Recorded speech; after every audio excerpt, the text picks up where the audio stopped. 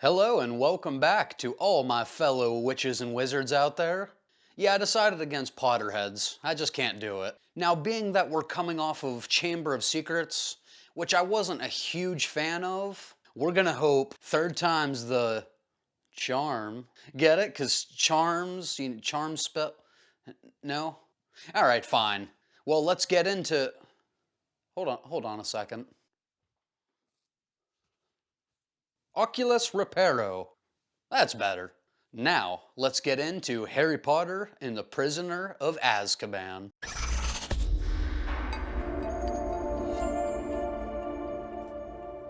Released on June 4th, 2004, The Prisoner of Azkaban is the first movie in the series to not return Chris Columbus as the director. And instead, we get a new vision and style with Alfonso Cuarón. And upon release of this film, he definitely took some backlash from the fans of the series, because this movie, certainly more than the first two, took some creative liberties. But this movie has aged like fine wine, and it is now widely considered to be one of the best, if not the best, in the franchise. And just a little fun fact, Kenneth Branagh, who played Gilderoy Lockhart in Chamber of Secrets, was actually in heavy consideration to direct this movie. So we almost had our own Gilderoy Lockhart direct part 3.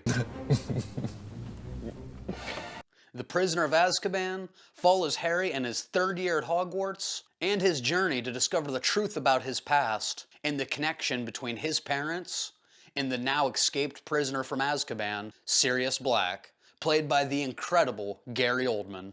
And this movie wastes zero time letting us know that Harry is evolving as a character, as we have this early scene where Aunt Marge Dursley is insulting his parents, and we get some genuine anger from him. My dad wasn't a drunk. Shut up! Shut up! And not to mention, a member of the Dursley family finally gets what they deserve. Don't you dare! Sorry. And tired of living with this awful family, Harry packs his things up and leaves, deciding he would rather be homeless than to spend another minute under their roof. Good choice, Harry. And while he's outside, he unintentionally hails this magic bus. No, a different bus. And this takes him to the Leaky Cauldron, which is essentially a hotel for wizards. Which sounds like a pretty good movie title. Be sure to check out my feature film in 2024, Hotels for Wizards. And after eventually reuniting with Ron and Hermione, Harry learns that Sirius Black, a supporter of Voldemort, has broken out of Azkaban and intends to kill him. The three board the Hogwarts Express to head to school for the year, and this is when we are introduced to, hands down, the creepiest thing in the Harry Potter universe. Prison Mike? Worst thing about prison was the Dementors. They were flying all over the place and they were scary, and then they'd come down and they'd suck the soul out of your body and it hurt! Dementors like in Harry Potter? No, not Harry Potter. Now, Dementors are essentially these phantom-like creatures that suck the emotions and the good memories out of humans.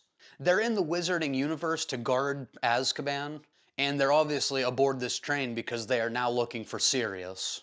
One of these Dementors enter the trio's train compartment and attack Harry, but luckily the new Defense Against the Dark Arts teacher's there, Remus Lupin, and he repels the Dementor with the Patronus charm. And for you keeping count at home, yes, that is now 3 Defense Against the Dark Arts teachers in year 3. And once they arrive at Hogwarts, Dumbledore announces that these Dementors will be guarding the school until Sirius is apprehended. And just a quick side note here, Dumbledore from this point going forward is now played by Michael Gambon, as unfortunately Richard Harris passed away after the second film. And this has always been a big topic of debate as far as which portrayal people preferred. It's so hard to say because in my opinion, Harris just had this certain warm quality about him that I think was perfect for the first 2 movies that felt a little more kid-friendly. But then you get Gambon here who, yes, he's a little more aggressive, sometimes to a fault. We'll go over that in the Goblet of Fire. But also he's totally badass in some of the later entries. And honestly, I just don't know if I could have seen Richard Harris pulling off that badass role. So please let me know in the comments below which Dumbledore you preferred in this series. Hagrid is announced as the new Care of Magical Creatures professor. My boy Hagrid moving up in the world. But unfortunately his first class doesn't go great because, well, Malfoy's an idiot, and he gets himself attacked by Hagrid's pet hippogriff named Buckbeak. Draco's father Lucius overreacts because why wouldn't he? And Buckbeak is sentenced to death. Now at this point, the paintings on the wall let Dumbledore know that Sirius Black has entered the castle, and while playing a game of Quidditch, Harry is again attacked by a Dementor that clearly took Hufflepuff on the money line. I see you, Dementor.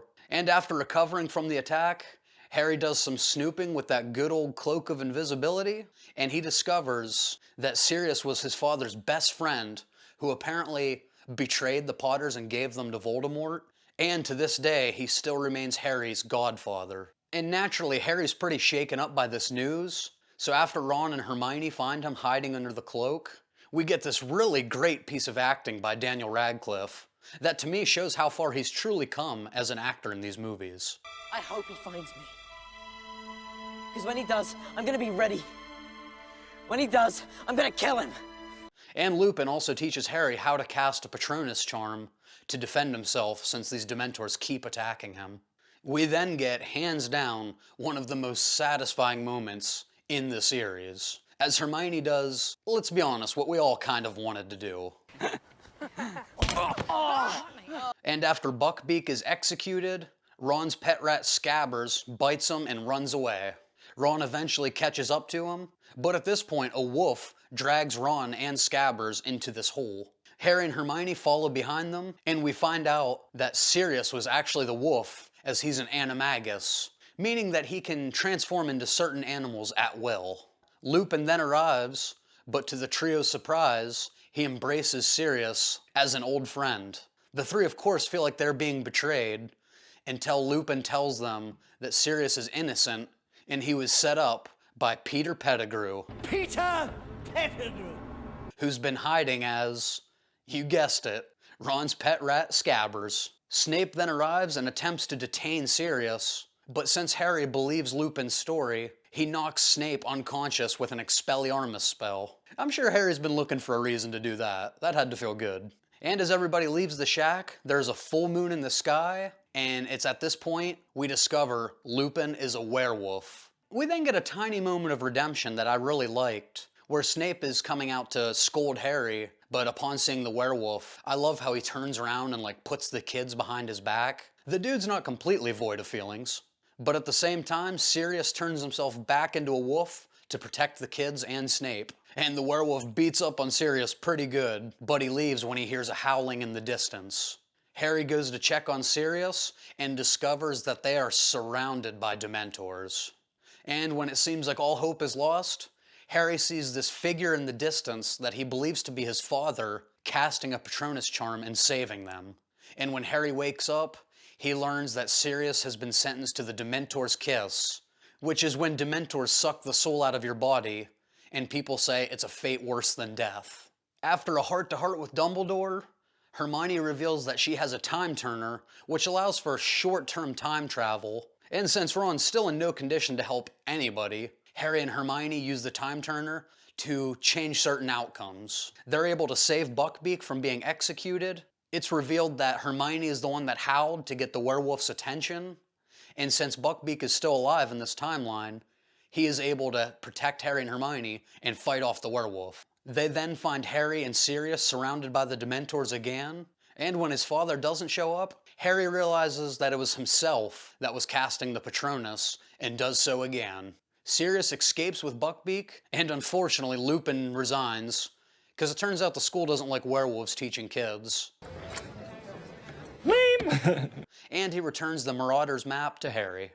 So, overall, Harry Potter and the Prisoner of Azkaban is certainly what you would call a departure from the first two films, but in my opinion, it's a welcomed departure. And as much as I love the first film and parts of the second film, I'm really happy that these movies started going this direction. I just love Cuarón's vision here.